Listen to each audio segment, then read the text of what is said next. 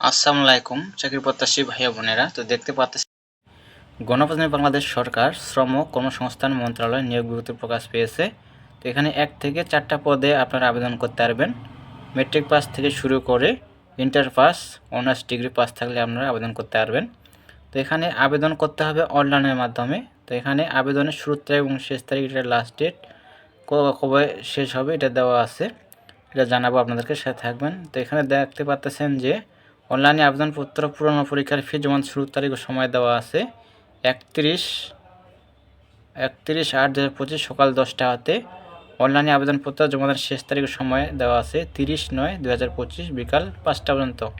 তো সেপ্টেম্বর মাসের 30 তারিখ লাস্ট ডেট, এখানে দেখে আপনারা আবেদন করতে পারবেন। তো এই ছিল বিষয়। সব ভালো থাকবেন, সুস্থ থাকবেন। দেখা হবে পরবর্তী নতুন কোনো সার্কুলার নিয়ে।